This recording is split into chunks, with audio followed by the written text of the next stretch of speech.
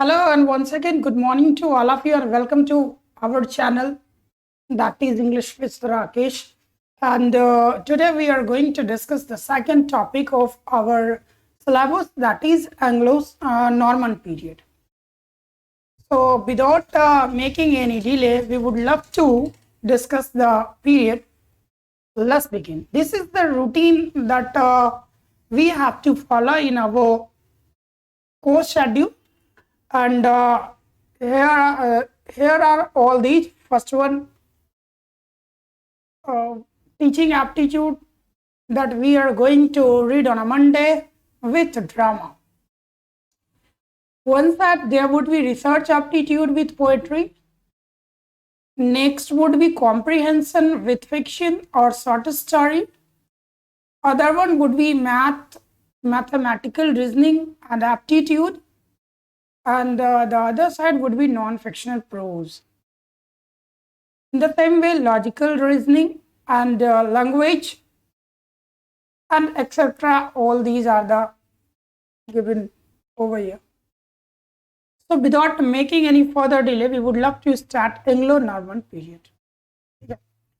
तो आज की जो ये सेक्शन है, इसमें हम लोग एंग्लो नॉर्मन पीरियड पर बात करेंगे। और ये जो डिस्कशन हो रहा है हमारा, ये हिंदी इंग्लिश मिक्स बेस्ड हो रहा है। एक और वीडियो है जो हमने अपने इस ट्यूब पर डाल रखा है, इस यूट्यूब पर डाल रखा है, जिसमें आपको केवल इंग्लिश में सॉल्यूशन मिलेंगे, इंग्लिश में ही लेक्चर मिलेंगे। एक लेक्चर में बाइलिंगुअल बना रहा हूँ, एक लेक्चर में केवल इंग्लिश में बनाऊंगा, ताकि सभी लैंग्वेज वाले लोगों को दिक्कत है, कोई भी भाषी क्षेत्र के लोग हो जाए, ठीक है, उन्हें कोई प्रॉब्लम ना हो। तो सबसे पहले एंग्लो नॉर्मन पीरियड के बारे में बात करें तो इस टाइम से जो इंग्लिश गिनी जाती थी, इसको हम लोग मिडिल इंग्लिश पीरियड कहते थे।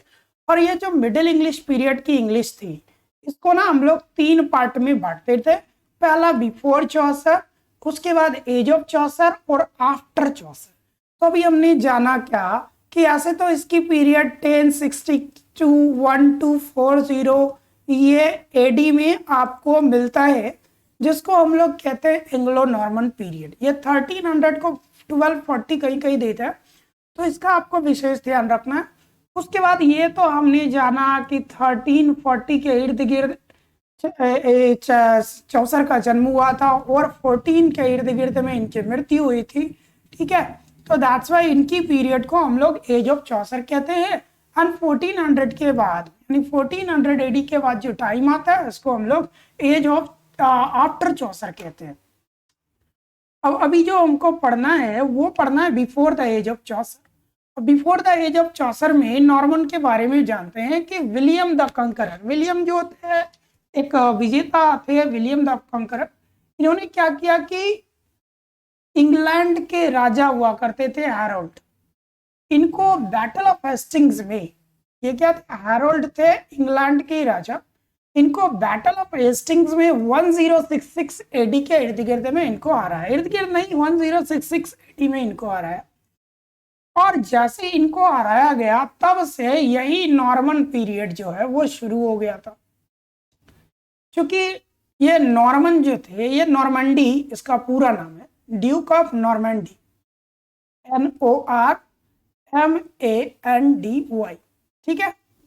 तो ड्यूक ऑफ नॉर्मंडी हुआ करते थे विलियम, इन्होंने हराया था। तो चूंकि ये नॉर्मन के एरिया के हुआ करते थे, तो नॉर्मन पहले हमने पढ़ा था एंग्लो प्लस सैक्सन, ठीक है, तो इधर आ गए थे। अब इस पीरियड में क्या होता है, ये सैक्सन जो होता है ये सप्रेस हो जाता है। अब इसकी जगह एक नए लैंग्वेज वाले लोग आ जाते हैं, जिनका नाम होता है नॉर्मन, ठीक है। तो इस पीरियड से आपको एंग्लो नॉर्मन पीरियड यानी नॉर्मन वाली वैल्यू जो है वो शुरू हो जाती है। कहता है एंग्लो फ्रेंच बिकम, यहाँ पर एंग्लो फ्रेंच, अब ये नॉर्मन के जो लोग थे, ठीक है, ये जो नॉर्मन के लोग थे, ठीक है, इनकी बेसिक लैंग्वेज फ्रेंच हुआ करती थी, ठीक है। तो जो भी पीपल ऑफ नॉर्मन थे, उनकी बेसिक लैंग्वेज जो थी वो फ्रेंच थी, तो इसको एंग्लो फ्रेंच भी हम लोग कहते हैं। तो Anglo French become the official language. अब भैया जब एंग्लो फ्रेंच हो गया, तो ऑब्वियसली यहाँ पर फ्रेंच शक्तिशाली थे, क्योंकि नॉर्मन अभी अभी जीत के आए थे। तो नॉर्मन जीत के आए थे, तो इनको हायर कैटेगरी में रखा जाता था। इनकी लैंग्वेज जो थी, ये जो नॉर्मन यानी फ्रेंच जो लैंग्वेज थी, ये ऑफिशियल लैंग्वेज थी, बड़े स्तर की लैंग्वेज थी। वही एंग्लो वाली जो लैंग्वेज थी, ये छोटे मोटे लोग यूज करने के लिए, प्रयोग करने के लिए यूज करते थे वो। इसी समय में एजुकेशन में बड़ा इवोल्यूशन किया गया इंग्लैंड के अंदर, और देखा क्या गया कि स्कूल्स और कॉलेजेस स्टैब्लिश किए गए पूरे इंग्लैंड के अंदर। और इसी समय में दो बड़ी यूनिवर्सिटी जो नोटेबल है, एक ऑक्सफोर्ड और दूसरा कैम्ब्रिज, ठीक है। तो ये दोनों यूनिवर्सिटी को सेटअप किया गया लंदन के अंदर, और इन दो यूनिवर्सिटी के एस्टैब्लिशमेंट के साथ लंदन जो है ये एक बड़ा एजुकेशनल हब बन गया। जैसे हमारे इंडिया में हम लोग बात कर रहे थे कि इंडिया में अगर हम लोग बात करें तो कहा जाता है दिल्ली और खास करके दिल्ली का Laxmi Nagar, this is the part of क्या कहते हैं, ग्रेट एजुकेशनल हब। ये बहुत बड़ी एजुकेशनल हब है। छोटे स्तर की बात करें तो पटना को भी लोग कहते हैं कि ये बहुत बड़ा एजुकेशनल हब है, ठीक है। तो ये छोटे छोटे जगहों पे अभी जैसे हम लोग क्या है कि इंजीनियरिंग मेडिकल के लिए हम लोग कहते हैं कि भाई आपका कोटा जो है वो बड़ा ही एजुकेशनल हब है। तो सेम इसी टाइप का एजुकेशनल हब बन गया था आपका ऑक्सफोर्ड और कैम्ब्रिज की स्थापना के साथ लंदन। आगे की बात देखते हैं। आगे क्या हुआ, लिटरेरी क्रिटिक्स। अब इसमें क्या हुआ, चार मेन तरीके के लिटरेरी क्रिटिक कैरेक्टरिस्टिक्स आए, चार मेन तरह के लिटरेरी के गुण यहाँ पर सामने आए थे। सबसे पहला आया था वर्ड ऑर्डर यूनिफॉर्म, मतलब यहाँ पर पहले शब्द का प्रयोग जैसे तैसे हुआ करता था, एक तरीके से नहीं होता था, ठीक है। लेकिन जब से ये नॉर्मन एंग्लो नॉर्मन की पीरियड आई थी, तब से वर्ड का व्यवस्थित क्रम हो गया था। मतलब जैसे आज हम ये क्रम देखते हैं कि पहले हमारा कोई वाक्य निर्माण में सब्जेक्ट आएगा, फिर वर्ब आएगा, उसके बाद ऑब्जेक्ट आएगा। तो ये क्या है, वर्ड का एक करेक्ट कॉम्बिनेशन है, करेक्ट फॉर्मेट है, ठीक है। तो ये करेक्ट फॉर्मेट, करेक्ट ऑर्डर जो है ये इस समय की देन है हमारी। दूसरी कहता है फोनिम्स को पहली बार इंट्रोड्यूस किया गया था, फोनिम्स पहली बार सामने आए थे, ठीक है। तीसरी बात बोला गया था कि स्पेलिंग में भी थोड़ी स्टैंडर्डाइजेशन हो गई थी, यहाँ पर की स्पेलिंग थोड़ी हायर लेवल की हो गई थी, थोड़ी बेहतर हो गई थी। और साथ ही साथ लंदन जो है स्टैंडर्ड डायलेक्ट हो गया था, क्योंकि मैंने बताया कि इस टाइम में क्या हुआ, लंदन में इवोल्यूशन हुए थे। और क्या हुआ था कि लंदन को एजुकेशनल हब बनाने का जो है वो कवायद तेज हो गया था, मतलब लोग उस पर ज्यादा डेडिकेटेड हुआ करते थे उस टाइम में। उसके बाद मैटर ऑफ वर्क में जाने तो यहाँ पर 3 मैटर हुआ करते थे, ठीक है। 3 मैटर क्या क्या हुआ करते थे भाई, तो 3 मैटर इसलिए, पहला matter of Britain, matter of France and matter of, ये तीनों क्या था कि मतलब रोमन लोग को रिप्रेजेंट करने के लिए ये वर्ड होता था। ये फ्रांस वाले आए थे तो नॉर्मन के लिए ये वर्ड यूज होता था। अब ब्रिटेन तो इंग्लैंड का बेसिक निवासी थे, तो यहाँ पर अब जो रचनाएं होने लगी उसमें क्या होता था कि ये 3 के बारे में, या तो ब्रिटेन के बारे में यानी इंग्लैंड के बारे में डिस्कशन होना था, या ये नॉर्मन यानी फ्रांस के लोगों के बारे में डिस्कशन होना था, या फिर रोमन्स के बारे में डिस्कशन होना था। तो इनकी रचनाओं में ऐसा था। अब थीम के बारे में बात करें तो थीम क्या होता था भाई, तो ब्रेवरी का थीम होगा।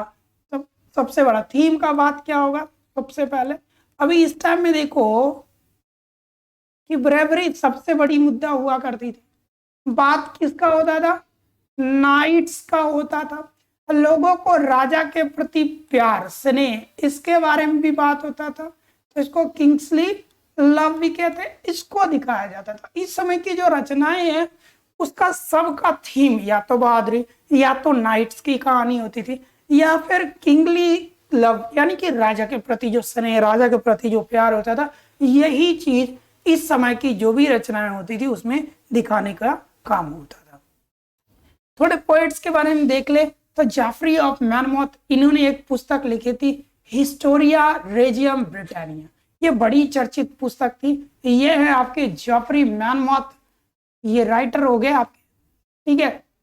इन्होंने जो पुस्तक लिखी थी हिस्टोरिया रेजियम ब्रिटानिया में क्या किया था कि history of king of Britain यानी कि राजा, जो ब्रिटेन के राजा हुआ करते थे उनके इतिहास के बारे में इसमें लिखा हुआ है।